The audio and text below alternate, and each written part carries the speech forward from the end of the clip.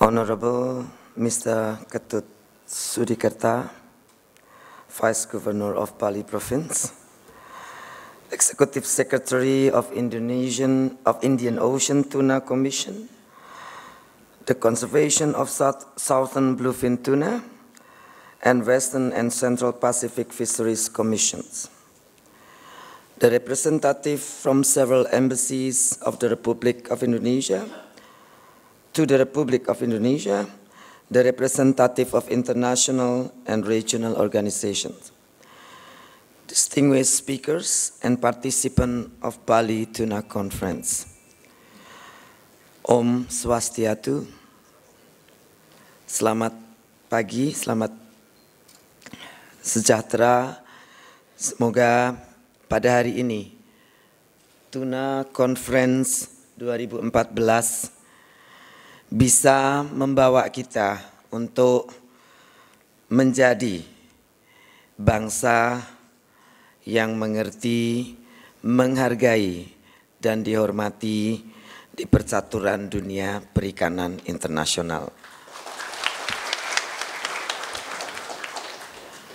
Indonesia is the largest tuna producing country in the world, more than 1.1 million tons, 16% of the world tuna production, with the value of almost 40 trillion rupiah, is a big part of tuna supply coming from our country. Global tuna demand is higher and higher, but the supply is dwindling. I would expect and wish this conference will give thorough understanding of the most recent status of global tuna fisheries. Existing issues and challenges of tuna fisheries will be further discussed for anticipation of each implementation in every national level.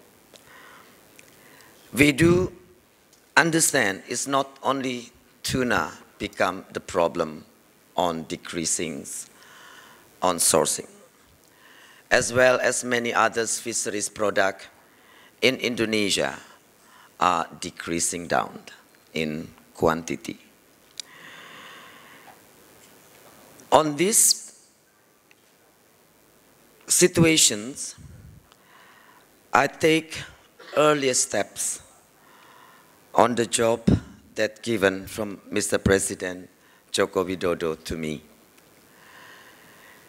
that there is no other possible and easier way to sustain and to manage appropriately our natural resources with sustainable manners. Otherwise, the business, the prosperity of any fisheries stakeholder will be in threat and wouldn't long last for the next generations.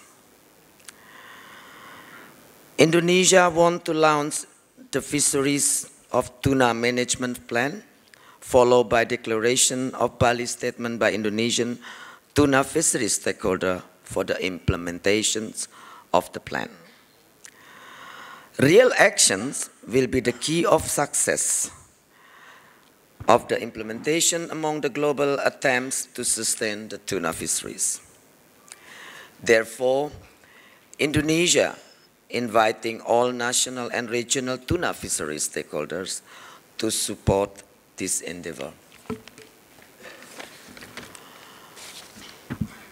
As you may know, 2 weeks ago, our department issues the moratorium for all big fishing vessels which is operate in Indonesian waters for bigger than 30 gross tons. It's not on the intentions of unfriendly investment or restricted business prosperity, but in reason, in a destination to sustain our appropriate fishing industry to be sustained and giving more prosperity to the next generation of Indonesia and of the world and stakeholder on the fisheries business. Indonesia would like to play bigger role and respect as the country who understand, who knows and want to manage sustainable our fisheries business. Also, we would like to continue giving the world supply, but without forgetting that natural resources are limited. A few restrictions and limitations, it has to be in place. It has to be implemented. Otherwise, tuna resources won't be here anymore. Indonesia will not be the biggest player anymore. And many other countries would not get the benefit. Since tuna is a migrant fish, the babies and the spawning ground, the fishing ground is also around Indonesia, all over the area. But we should start. We should be agreed and commit together that we could not just fishing and take without any appropriate measure in place and being agreed and committed by all stakeholders.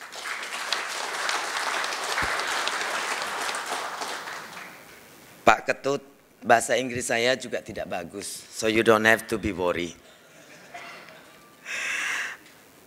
I speak a lot English only when I have to manage my pilots, which is mostly Westerns, expat. So the English is only just to make the job done, nothing else. So it's difficult to speak an appropriate bureaucrat language. And I've been looking several weeks already to get the bureaucrat dictionary books, but I don't find one. So I apologize if my English is a little bit straightforward. So anyway, we would like to be biggest support of fisheries and especially on the tuna business. In the old days where I'm still running my own fisheries business, tuna is always a dream.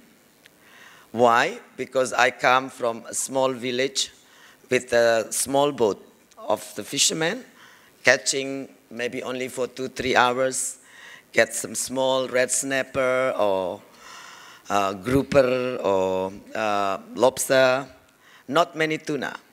And sometime when the season of tuna coming, we got maybe a few pieces of big yellowfin. And we love it. We always think, get that one.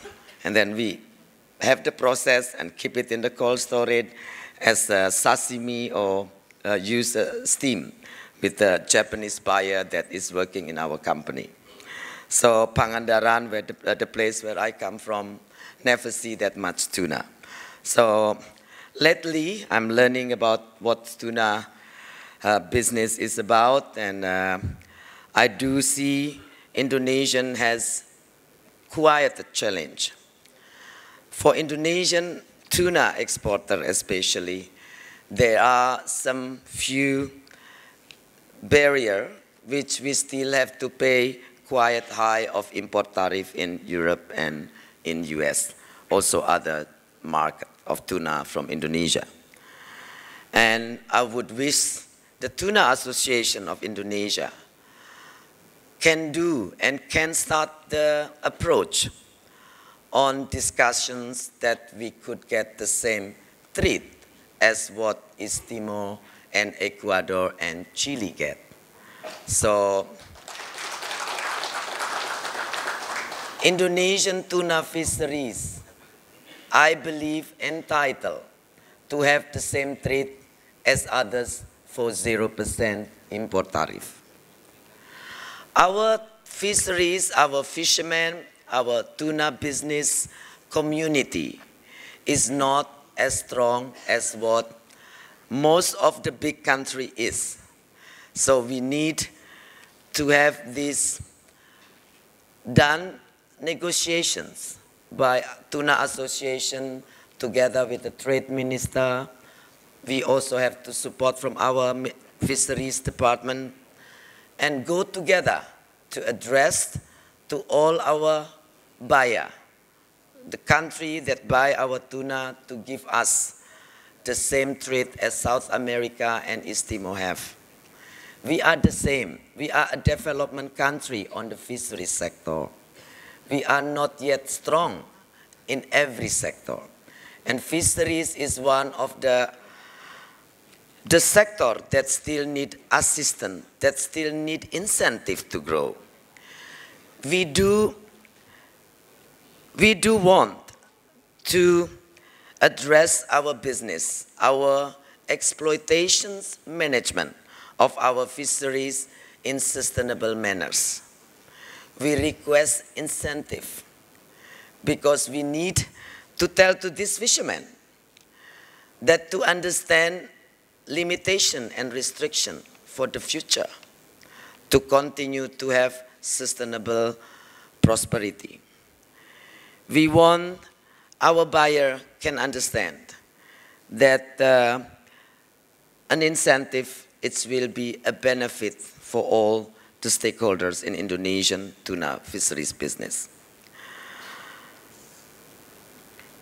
Other policy that we have done is that we are trying to stop and monitoring and controlling all the illegal fishing, which using all unfriendly environment fishing methods.